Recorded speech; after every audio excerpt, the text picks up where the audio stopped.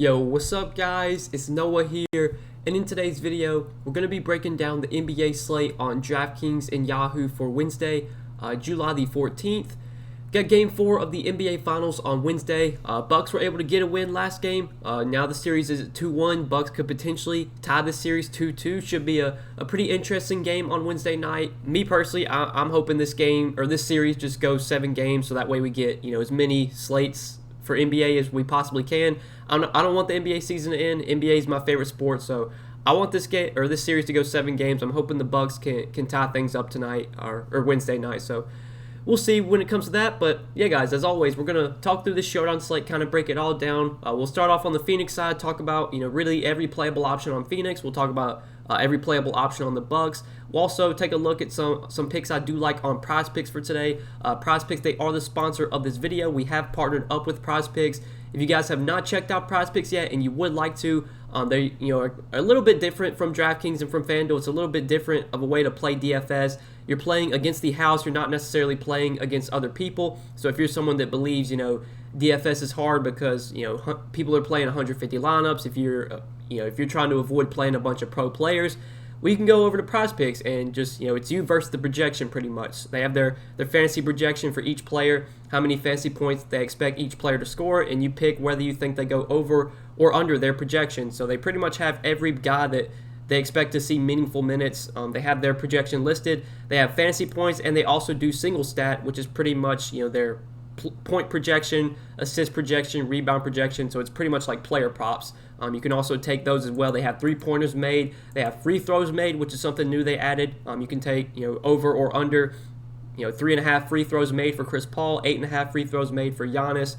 So they got a lot to that you can take a look at for this game and for other sports. They have PGA, they have CS:GO, esports, soccer, WNBA, MMA. They have NFL stuff. So yeah, it's a ton of fun on Prize Picks. I've been playing a lot over there recently, especially, with how we are at this point in the season, with there only being one game, with there only being showdown left. I would rather get my action in on Prize Picks rather than play in the showdown slate. I don't go too heavy on showdown. I think showdown's more of like a casual type of way, or at least that's kind of how I approach it. I don't really invest a ton of volume into showdown slates. I would rather, put most of my action in on Prize Picks, which is what I've been doing lately. So as always, we'll talk about some picks I do like on Prize Picks for today. But if you guys want to sign up, you want to check out what they have to offer, be sure to use promo code NOAH. When you do sign up, that will give you a 100% match on your first deposit up to $100. Plus, it will also get you an entry into their $1 million promo they're running till the end of the NBA playoffs. So once the finals is over, this $1 million promo they've been doing is going to go away. I don't think they're going to do it anymore. It's just for the finals and just for the end of the NBA season. So you definitely want to check out Prize Picks now. Get an entry into that $1 million promo. They give you 5 questions to answer. It's usually how many points do you expect each player to score. If you go 5 for 5, if you get every pick right, you win $1 million. But even if you go 1 for 5 or 2 for 5 or whatever, you'll still get, I think, $50 for going 1 for 5. I think you'll get $100 for going 2 for 5. So check it out, guys. Prize Picks giving away money right now with that $1 million promo. Plus, you get a deposit bonus when you sign up. So if you deposit $100, they'll match that. They'll give you an additional $100 to play with. So check out Prize Picks. Use promo code NOAH when you do sign up. Get the deposit bonus and get that entry into their $1 million promo. But yeah, let's go ahead and take a look at today's showdown slate. We'll kind of talk through the Phoenix side. We'll talk through the Milwaukee side, and as we go, we will swap back over to Prize Picks and talk about a few picks I do like over there as well. But starting off on Phoenix, you got Devin Booker at the top as the most expensive option, $10,400. You have Chris Paul a little bit behind him at $9,600. Between Booker and Paul, I've kind of been back and forth on which one I prefer. Lastly, I preferred Chris Paul, and he did do better than Devin Booker. I mean, Devin Booker just had a terrible game last game. He didn't play at all in the fourth quarter. I think most of that was probably due to it being a blowout. I mean, they were down by like 16 or 18 points heading into the fourth quarter. The game really wasn't close. I don't think they really needed to bring Devin Booker back in. I don't know if he got benched or if it was just, they didn't want to bring him in because, it was a blowout pretty much. Booker only played 29 minutes their last game. You can't expect that to happen today. If it's a close game, we should get 40-plus minutes from Devin Booker. Obviously, he's not going to shoot 21% from the field, 14% from 3 again. He just had a terrible shooting game. I kind of like Devin Booker today just because, anytime a guy has a bad game, like they're automatically just going to be lower owned the next slate. I think Booker will be very low owned compared to guys like Giannis, Drew Holiday, Chris Middleton. Like he's probably going to be the lowest owned option above, let's say 9K, or even 8K. I think 8 and up, Booker will be the lowest owned out of all these 6 guys: Giannis, Booker, Middleton, Paul, Holiday, Ayton. So that alone makes me interested in Booker. Am I confident in him right now? No, but I think, for the low ownership, he does make a lot of sense on the showdown slate. Chris Paul, though, I would rather prefer, just given, gun to my head, who scores more points. I think I prefer Chris Paul. I think I would take Chris Paul in that situation. And it's just because of the peripherals. Like Chris Paul doesn't need to score 30, 40 real-life points to get there. He can get you double-digit assists. He can grab 5, 6 rebounds. He's a guy that has, that double-double upside when it comes to points and assists. He can get steals as well. We're not going to get as many minutes from Chris Paul. Like he's not going to play 42, 44 minutes like Devin Booker probably will, but he'll still get 36, 38 minutes. He's been really productive in the playoffs. I know he's kind of been up and down lately, but we know Chris Paul still has a pretty high ceiling. I do like him a good amount on this slate. I do like his over on Prize Picks. His projection right now is currently 41. That projection feels somewhat accurate. If maybe, it might be a little bit too low. He's gone over this projection in 2 of his last 5 games. It seems like Chris Paul most nights is going to score between 35 to 40 fantasy points. I feel like that's kind of like his floor at this point. Like rarely do we get less than that from Chris Paul. And if he does have a good shooting game, if he gets double-digit assists, you can get 45, 50 fantasy points easily from CP3 at 40 or 41 fantasy point projection. I actually kind of like the over on that one. So that's one of the picks I do like on Prize Picks for today, over on Chris Paul's fantasy points. And then you have DeAndre Ayton at 8,400. Well, also have a good amount of interest in. He got into foul trouble last game, only played 24 minutes. He was still pretty productive in that time. Still had 32 DK points, even in only 24 minutes. I like this as a bounce back spot for Ayton today. The fact that his price went down to 8,400 just doesn't really make much sense. I know he got into foul trouble. I know he had a bad game, but that's not something that we can expect to happen again. As long as this game stays close and Ayton is not in foul trouble, he's going to play 38 to 40 minutes. He's been really, really productive. He's averaged a fantasy point per minute. I like him at 8,400. Him and Chris Paul are probably my 2 favorite plays up top from Phoenix. And then if you want to go to Devin Booker for low ownership, I don't mind it at all. Ayton's projection on Prize Picks is currently 40. I kind of like the over on that as well. He's gone over that projection 3 of his last 4 games. Obviously, last game he got benched because of the foul trouble. But if he doesn't get in foul trouble last game, he probably goes over his projection once again. So over on DeAndre Ayton, 40 fantasy points. That's another pick I think I have some interest in on Prize Picks for today. But then we'll talk about these other guys from Phoenix. So you got Mikal Bridges and Jay Crowder, who, in my opinion, are very similar plays. They do the same thing. They both shoot threes. They'll grab some rebounds. They'll maybe get some defensive stats. You really never know what you're going to get from either one of Bridges or Crowder. Bridges had a great game in Game 3, but then he Game 2, excuse me. But then he came back down to earth in Game 3. Had a very bad game, only 9.5 DK points in 27 minutes. Like I said it last slate, with Bridges coming off a big game, I was just going to fade him. I didn't really have any interest. He's been so inconsistent in the postseason. Like even when he does have a big game, normally he doesn't follow that up with another big game. Like Bridges is one of those guys I just rarely play in DFS, especially on these showdown slates where he's kind of been overpriced. It seems like almost every slate. At 7,600, I really don't have any interest in Mikal Bridges. If I had to choose one of Bridges or Crowder, I would just rather play Jay Crowder. Jay Crowder's a little bit cheaper. Him and Bridges, in my opinion, project very similarly. Crowder's been better though lately. He's been more consistent. You look at the game log, 33 and 32 DK points. He's been seeing pretty solid minutes, 37, 33 minutes the last 2 games. He's been getting some minutes as the backup center. I know Kaminsky got some run last game. I think a lot of that had to do with Ayton getting in foul trouble. Usually whenever Ayton's not on the floor, they'll probably have Jay Crowder out there playing center. I don't think it's a guarantee that Kaminsky plays in this game. Like if Ayton's not in foul trouble, Kaminsky probably gets a DMP. Like I think the only reason he played last game was because Ayton, got in major foul trouble. But yeah, if we're going to get 40 minutes from DeAndre Ayton, then I think the other 7-8 minutes will probably be played by Jay Crowder at center. And that's kind of boosted his rebounding numbers a little bit. 10 rebounds, 6 rebounds over his last 2 games. The minutes have been pretty secure. He's been playing at least like 32, 33 minutes a night. I have some interest in Jay Crowder. I wish he was a little bit cheaper. 6,800. I don't love this price tag, but I think he's still in play for me. On Prize Picks, his projection is 24. He's gone over that in back-to-back games. I liked his over last slate. I liked it the slate before that. Obviously, he went over his projection both games. Even though it's come up a little bit to 24, I still think Jay Crowder can go over 24 fantasy points. If he does continue to see 34, 35 minutes, all he's got to do is just knock down a couple threes. He's going to get probably 6 or 7 rebounds.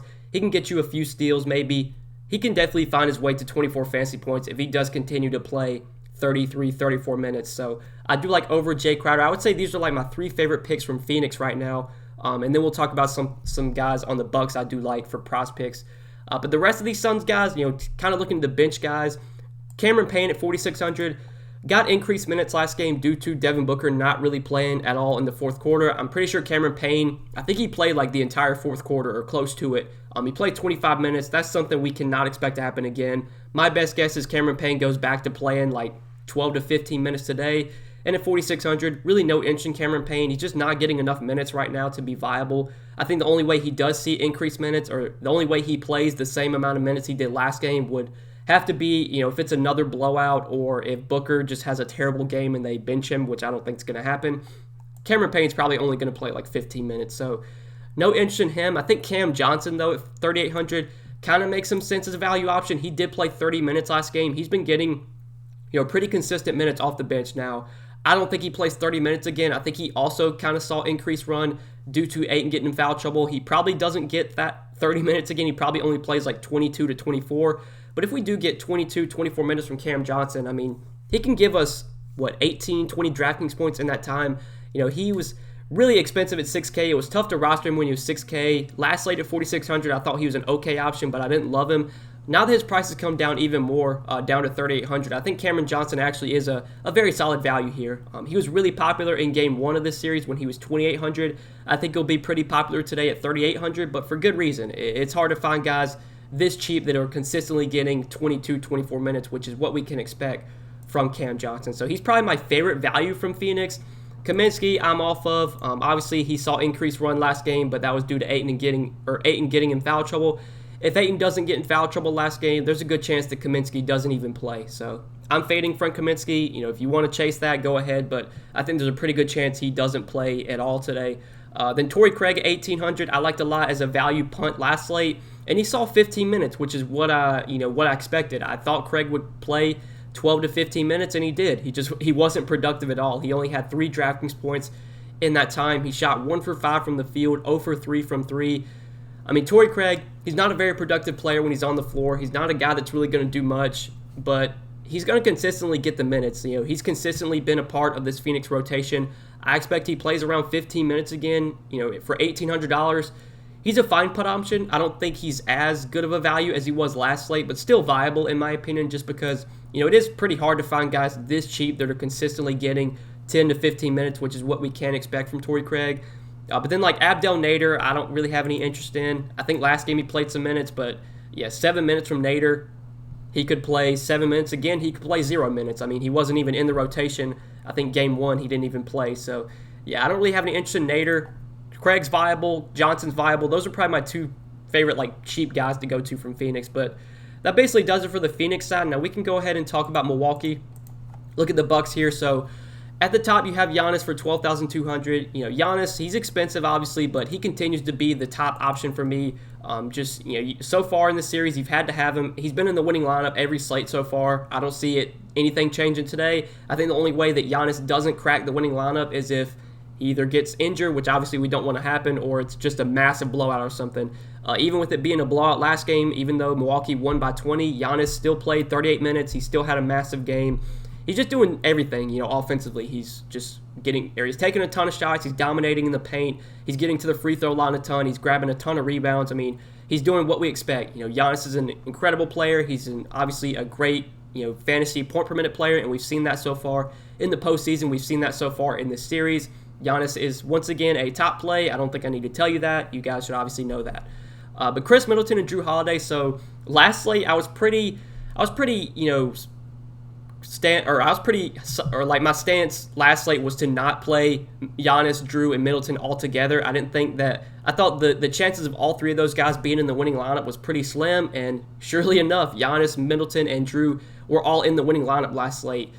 Does that happen again today? I don't think so. Like, pretty much all the Phoenix guys, Ayton, Booker, CP3, like all those guys underperformed last slate. They all had bad games.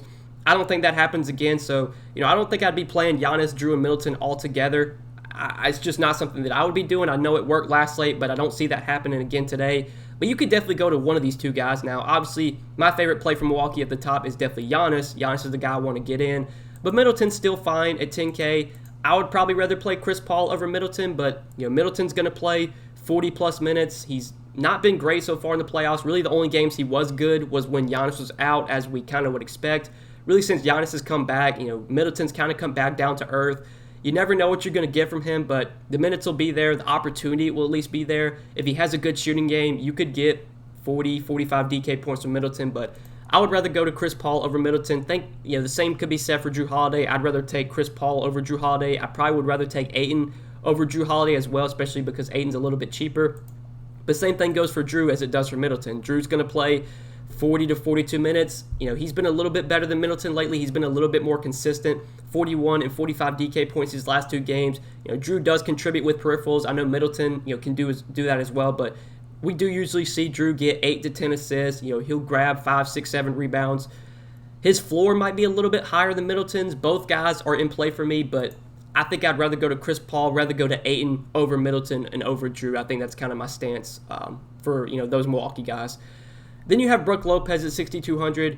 I've been saying it recently, like I just don't have any confidence in Brook Lopez's minutes in this series, and surely enough, last game he only played 21 minutes. I don't know if he plays 22, 24 minutes here. I don't know if he plays 28. It seems like, in this series, so far their best lineup in the series has just been to play Giannis at center, and that's obviously, hurt Brook Lopez a lot. He's seen his minutes decrease, I should say. The only two games he did play big minutes was when Giannis was out. With Giannis playing, with them playing Giannis at center a good amount, I just don't really have any confidence in Brook Lopez's minutes right now. If he's only going to get low 20s minutes, he's a tough guy to feel too confident in at 6,200. I don't really have that much interest in him on this showdown slate. Now, Bobby Portis was kind of a guy that I was pretty firmly stance on not playing last slate, just because I thought he was overpriced at 5,200. He had only played 5 minutes in Game 2. But then last game, he came off the bench and played really, really well. Played 18 minutes, which was very surprising. In my opinion, I did not see him playing that much. I thought there was a possibility he might not even get in the rotation last game after only playing 5 minutes the game before that. But he played really well. He got 18 minutes. He's still pretty expensive at 5,400. So I think at this price point, I'm probably off of Bobby Portis, but I do want to talk about him on Prize Picks. I do actually like his over on Prize Picks for today. It's currently at 12.5.